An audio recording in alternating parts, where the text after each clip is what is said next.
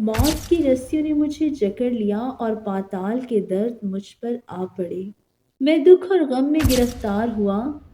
तब मैंने खुदावंद से दुआ की कि ए खुदावंद, मैं तेरी मिन्नत करता हूँ, मेरी जान को रिहाई बख्श।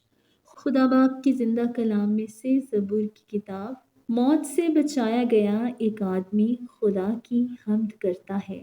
ज़बूर 116। मैं खुदावन से मोहब्बत रखता हूँ क्योंकि उसने मेरी फरियाद और मिन्नत सुनी है। चूंकि उसने मेरी तरफ कान लगाया, इसलिए मैं उम्र भर उससे दुआ करूँगा। मौत की रस्सियों ने मुझे जकड़ लिया और पाताल के दर्द मुझ पर आ पड़े। मैं दुख और गम में गिरफ्तार हुआ। तब मैंने खुदावंद से दुआ की कि ए खुदावंद, मैं तेरी मिन्नत करता हूँ, मेरी जान को रिहाई बख्श। खुदावंद सादिक और करीम है, हमारा खुदा रहीम है।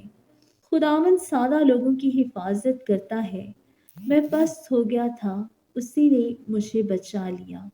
ऐ मेरी जान, फिर मुतमईन हो, क्योंकि खुदावंद ने तुझ पर एहसान किया है, इसलिए कि तूने मेरी जान को मौत से, मेरी आंखों को आंसू बहाने से और मेरे पाँव को फिसलने से बचाया है।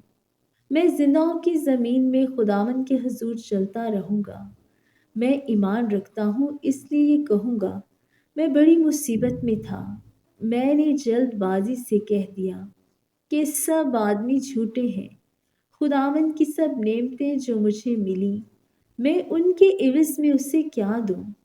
मैं निजात का प्याला उठाकर खुदावंद से दुआ करूंगा। मैं खुदावंद के हजूर अपनी मन्नतें उसकी सारी कौम के सामने पूरी करूंगा। खुदावंद की निगाह में उसके मुकद्दसों की मौत गिरां कद्र है। आह ए खुदावंद, मैं तेरा बंदा हूँ, मैं तेरा बंदा, तेरी लौंडी का बेटा हूँ। तूने मेरे बंधन खोले हैं। मैं तेरे हजूर शुक्रगुजारी की कुर्बानी चढ़ाऊंगा और खुदावंद से दुआ करूंगा। मैं खुदावंद के हजूर अपनी मन्नतें उसकी सारी कौम के सामने पूरी करूंगा।